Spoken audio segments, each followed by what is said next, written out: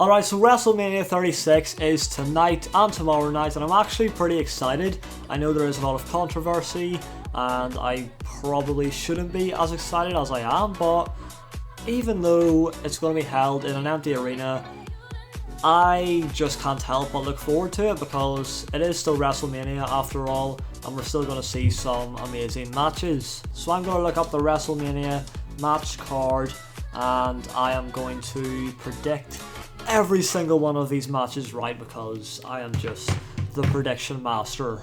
Yeah. Now there is a lot of matches since this is a 2-night event, so I'm going to try my best to get through them all as quickly as possible while still making my valid points as to why I think this certain wrestler will win.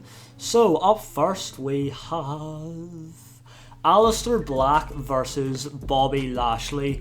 Now this is very random, but it's because, you know, the event is so big that they just decided to throw in some kind of random matches, but to be honest, this will probably be low-key pretty damn good. So I reckon Aleister Black will win that one since he has been dominating all these jobbers recently. He has been put into a pretty good position, whereas Bobby Lashley isn't really that dominant right now, and I couldn't really see him beating Aleister Black. But you never know, you know, it could go either way, but I'll stick to Aleister Black for this one. Otis versus Dolph Ziggler. So this is interesting with the whole Mandy Rose situation. This is also Dolph Ziggler's first singles match at WrestleMania, I'm pretty sure, and it's against Otis. Nice. And I know this storyline did have another twist thrown in there last night on SmackDown with Sonya Deville pretty much betraying Mandy Rose. I'm not too sure what happened because I don't follow this story at all. I barely watch her on SmackDown as it is. But yeah, now Sonya is on Mandy's bad side, and yeah, that's kind of weird since they've been like this since day one. But who do I think will win? That is the question. I think that it's gotta be Dolph Ziggler, really. Although I feel like Otis has, in the storyline, been through a lot, you know? And for him to get a nice WrestleMania win against his rival, Dolph Ziggler, would be pretty special and pretty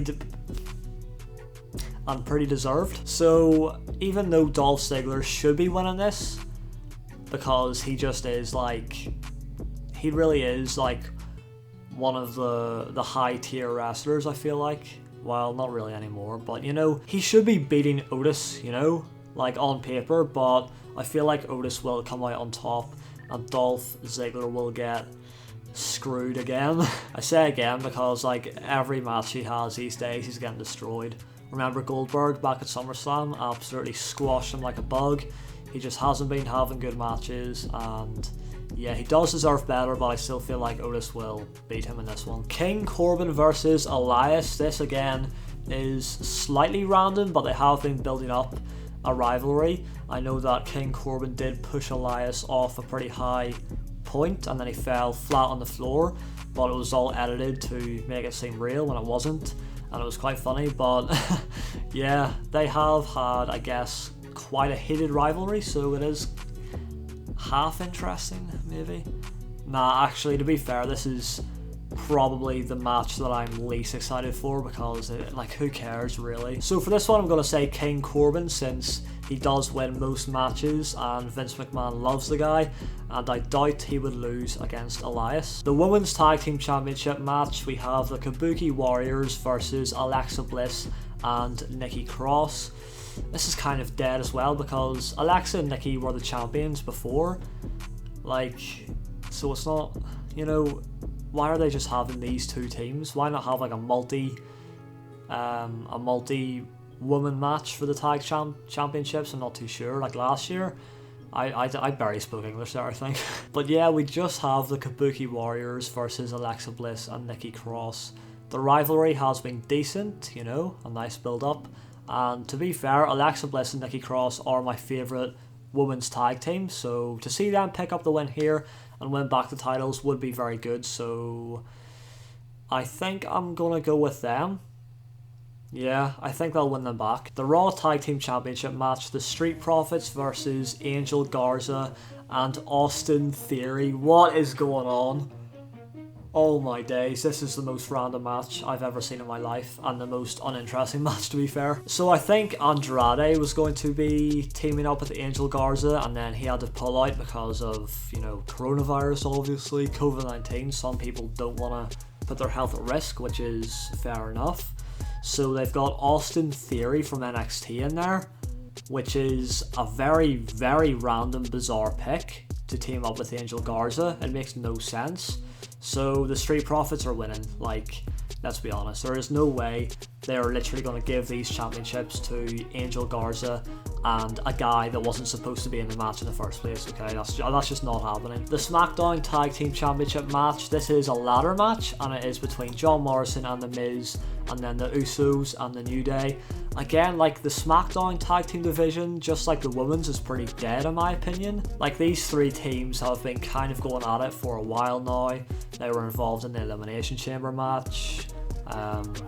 But then again, like, there's not really many other teams that could be involved in this match. You know, Otis is doing his thing, so Heavy Machinery can't be there, and I can't even think of anyone else, any other teams. They've got to bring back Primo and Epico, because they could actually do bits. They're very good, but they were just underused massively. So this is actually quite hard to predict, and I think, is The Miz even going to be there? I've heard people say The Miz is pulling out as well, but I'm just going to assume that The Miz will be there and be competing. So I think that in this one,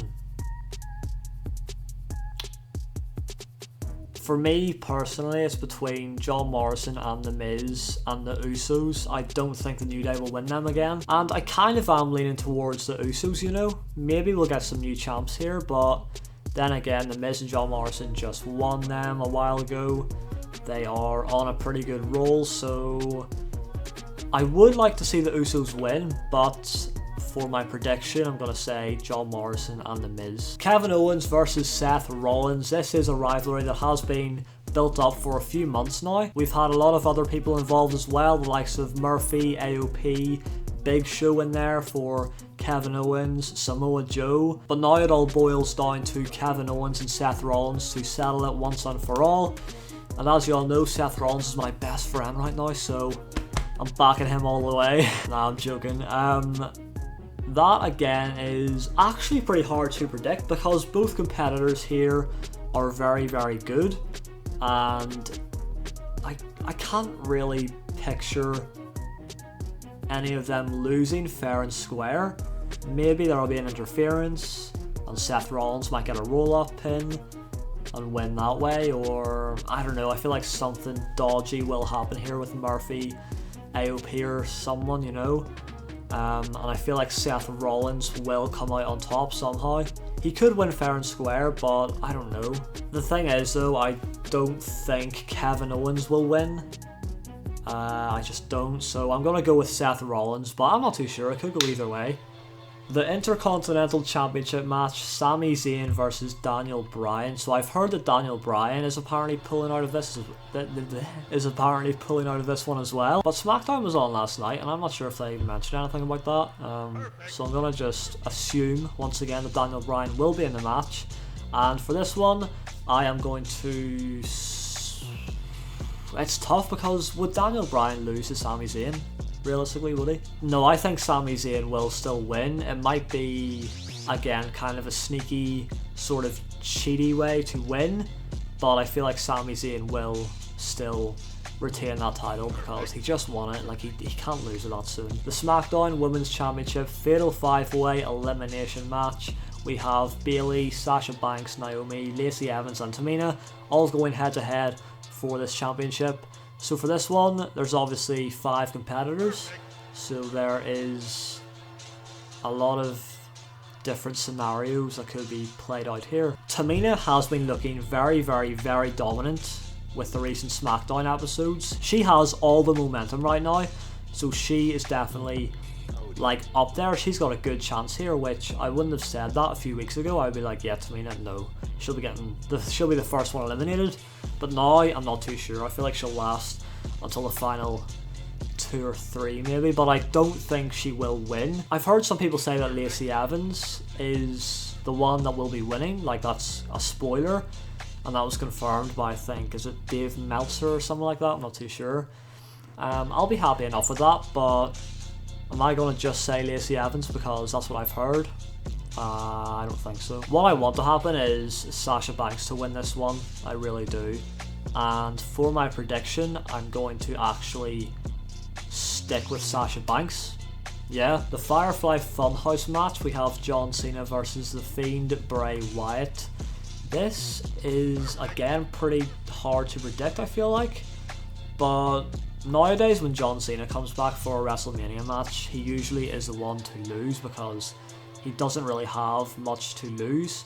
And The Fiend right now has everything to gain after losing to Goldberg. So I do believe that The Fiend will fair and square pin John Cena in the Firefly Funhouse. Is there even pins involved in that match? Like, what does that even mean? I'm not too sure, but the bottom line is The Fiend will win that one 100%. Next up, we have the Boneyard match. I'm still not too sure what that means, but of course it is Undertaker versus AJ Styles. A very interesting match, definitely one of the most interesting matches we have.